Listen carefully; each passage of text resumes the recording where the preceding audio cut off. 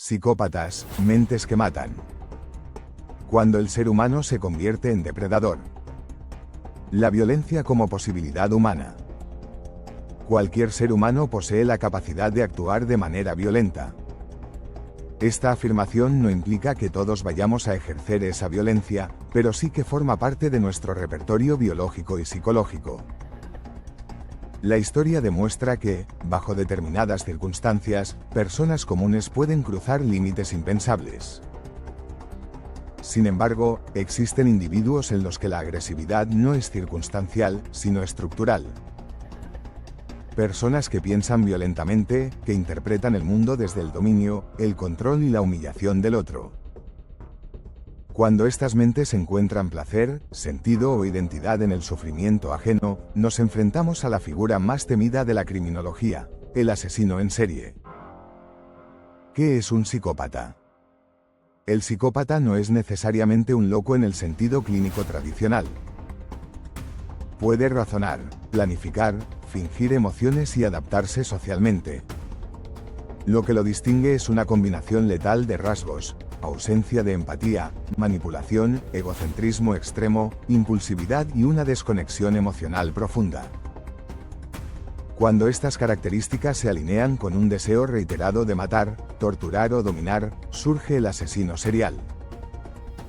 Los primeros monstruos, asesinos antes de la ciencia. Gilles de Rais, Barba Azul.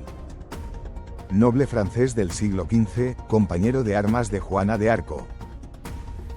Tras su caída política, fue acusado de secuestrar, abusar y asesinar a decenas, posiblemente cientos, de niños.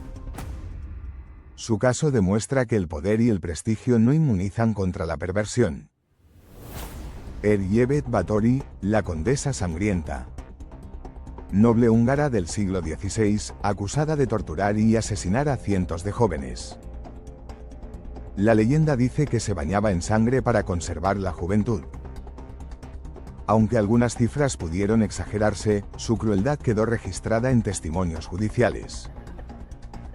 Estas figuras medievales nos recuerdan que el asesinato serial no es un fenómeno moderno.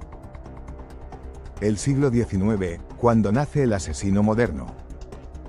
Herman Webster Mudiet, H.H. Holmes. Constructor del famoso Castillo del Crimen, en Chicago, diseñado para torturar y matar. Usó la ciencia, la arquitectura y el engaño como armas. Henry Desire Landru, el asesino de mujeres. Seductor frío y calculador, asesinó a mujeres solitarias durante la Primera Guerra Mundial. Su caso inspiró debates sobre la manipulación emocional como arma homicida. Jack el Destripador. El asesino más famoso de la historia moderna. Nunca capturado, sembró terror en el Londres victoriano.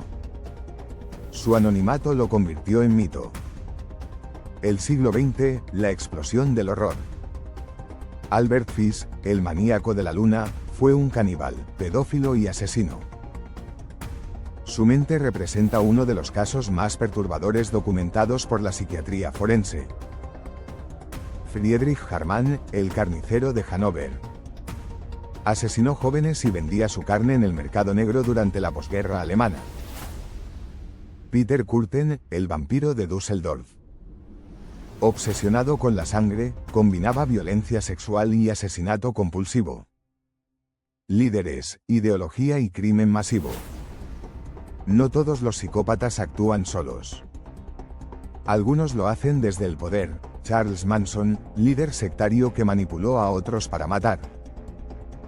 Adolf Hitler, responsable del Holocausto. Stalin, arquitecto del sistema de gulags. Osama Bin Laden, ideólogo del terrorismo moderno.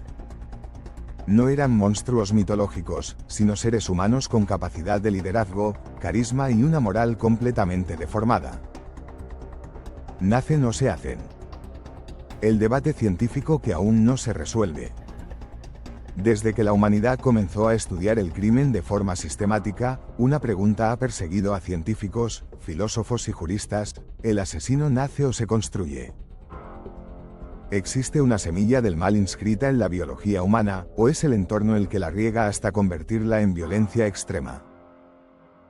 Durante siglos, esta cuestión ha dividido a la ciencia en dos grandes corrientes, la naturaleza frente a la crianza.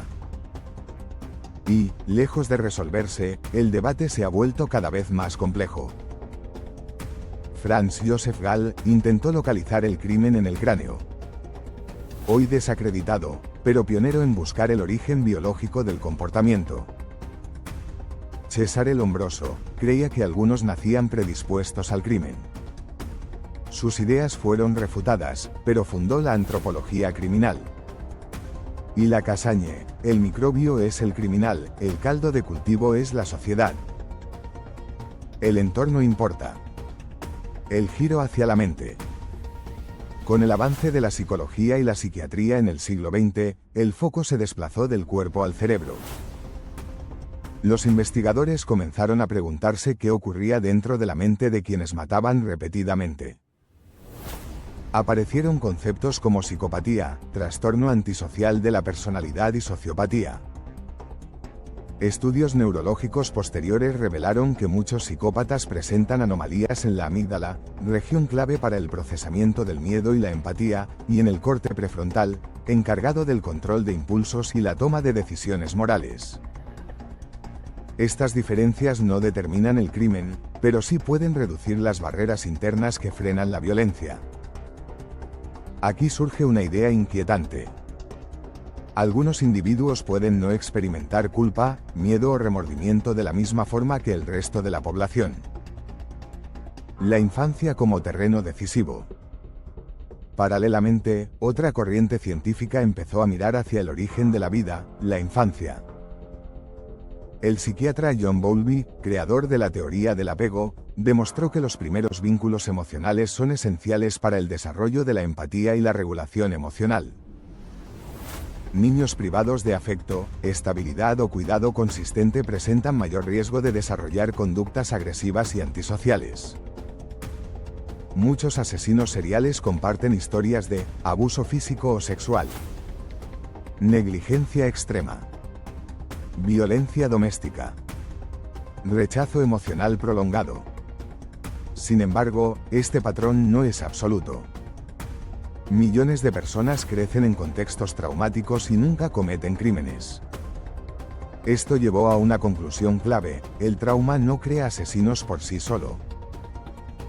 Genética y predisposición. En las últimas décadas, la genética ha entrado en el debate. Algunos estudios sugieren que ciertos genes, como variantes relacionadas con la regulación de la serotonina o la dopamina, pueden aumentar la impulsividad y la agresión, especialmente cuando se combinan con entornos violentos. Aquí aparece un concepto fundamental: la interacción gen-ambiente. No se trata de genes o entorno, sino de cómo ambos se potencian mutuamente. Un individuo puede tener una predisposición biológica, pero sin un contexto adecuado, esa predisposición nunca se manifiesta. Del mismo modo, un entorno violento puede no generar criminalidad si la persona posee mecanismos emocionales sólidos. Casos que desafían toda explicación. El debate se vuelve más inquietante cuando aparecen casos que no encajan en ninguna teoría. Algunos asesinos crecieron en hogares estables, sin abusos ni carencias evidentes. Tenían educación, recursos y vínculos afectivos. Aún así, eligieron matar, como Leopold y Loeb, jóvenes ricos, inteligentes, sin traumas evidentes. Mataron por demostrar superioridad. Eric Harris, Columbine, ideología de odio, narcisismo y violencia planificada. Ted Bundy, carismático, inteligente, estudiante de derecho. Engañaba, torturaba y asesinaba mujeres. Representa el rostro moderno del mal, el depredador camuflado. David Berkowitz, el hijo de Sam, simuló locura demoníaca. Hoy es un caso paradigmático de manipulación psicológica y conversión religiosa posterior. Estos casos obligan a la ciencia a aceptar una verdad incómoda: no siempre existe una causa clara. A veces, el crimen parece surgir de una combinación única e irrepetible de factores internos y decisiones personales.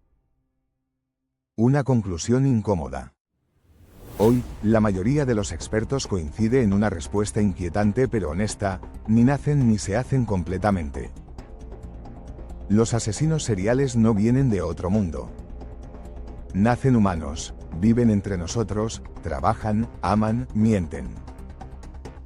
No son demonios, sino personas que cruzaron un umbral moral del que no regresaron. La ciencia avanza, pero el misterio persiste. Tal vez nunca exista un antibiótico contra el mal. Lo único seguro es que comprender no significa justificar, pero ignorar sí significa repetir. El mal no tiene un solo origen, se construye lentamente, en el silencio entre la mente, el entorno y la elección.